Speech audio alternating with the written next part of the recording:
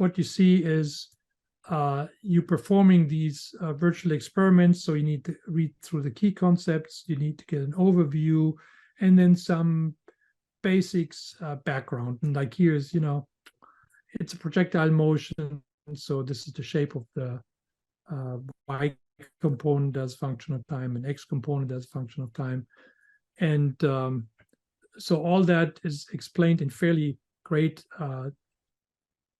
detail. And then once you read that, you go to the next screen.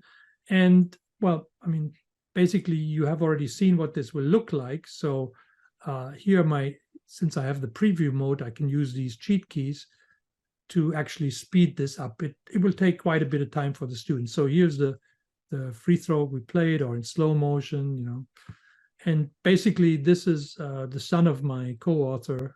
His name is Forrest Westphal, and we just went to the gym and filmed this. And so now you've played this, step is complete, you go to phase 2. And now calibration, just like I showed you in the open mode. And it sets step by step what you do. So here, video is recorded at 60 frames per second.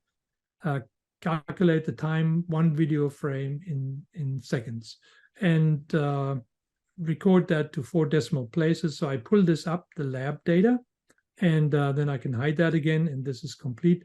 Now it wants me to click on the left tip of the dimensioning arrow for the calibration. So I do this here, clicked here, and click on the right tip, like here. And so it's 690 pixel. And now I need to go to the lab data again and calculate the conversion. And that happens to be 0.0066 meters per pixel. I mean, pixels per meter, sorry. 1 pixel is 0.066 meter. So that's the calibration phase. I go to phase 3. And so now I need to digitize the motion. And previously in the open mode, I just told them, hey, extract information. And so I chose the center of the ball. Here it's click near the basketball top edge. So right here, puts a nice frame there and a nice cross there, and advances to the next frame. But now I need to also enter that information into the lab data. And so for the time, it was frame 1, and then corresponding to this value of seconds, X pixel value was 271. This corresponds to X in meters from this calibration, and then I can do the same for Y.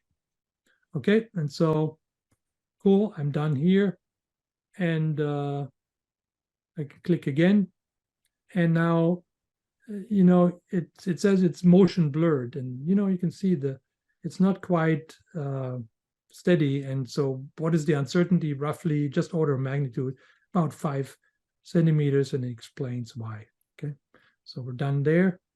And now I have to do again the recording. So that's frame 3. Actually, it forwarded 2 frames. And so let's see. Oops.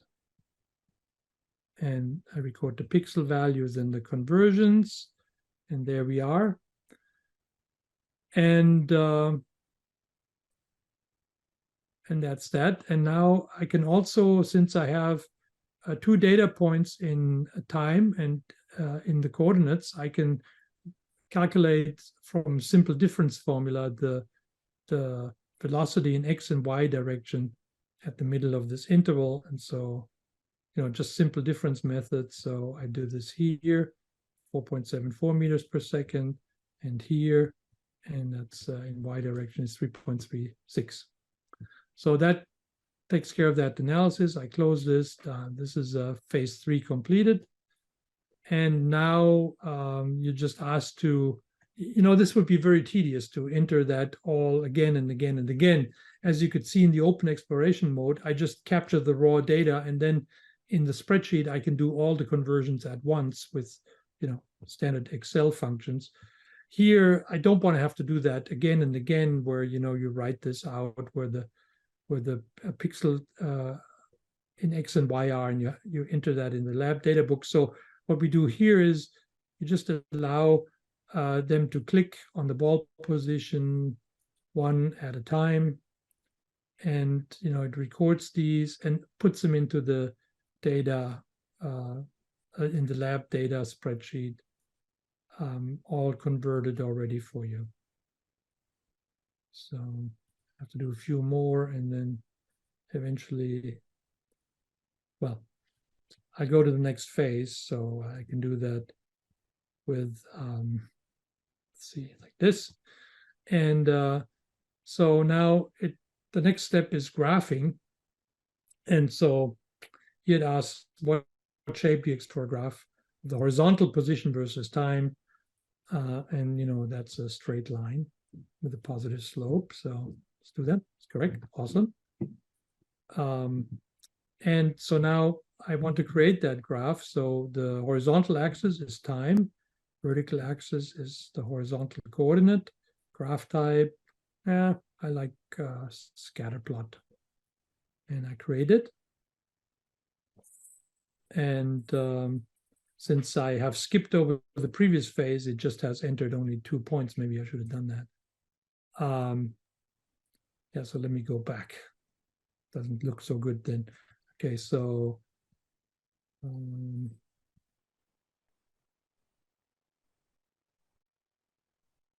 okay. So now we can go to the next phase. And now you see the graph is nicely populated because I didn't skip that step. You can also ask for the regression.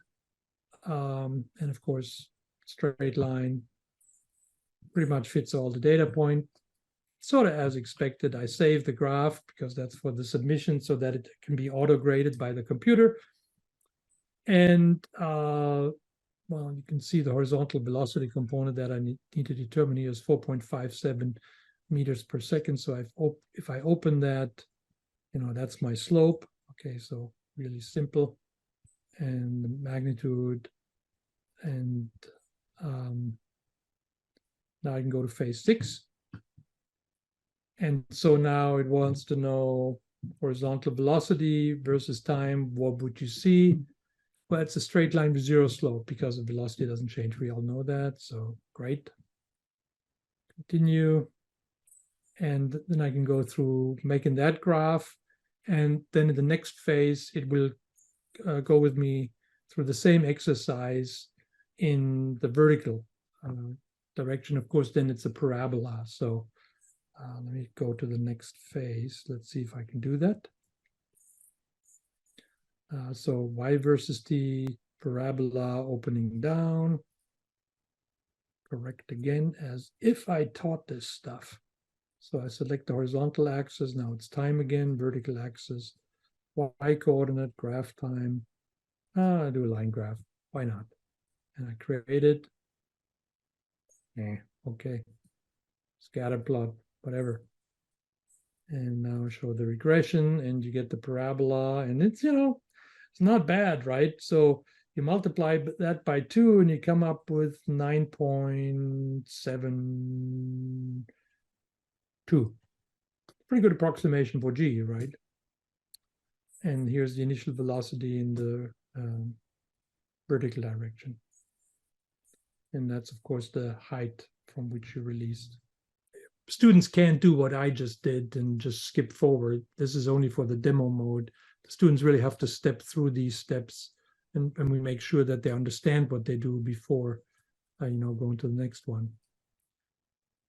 So this is all automatic plotting.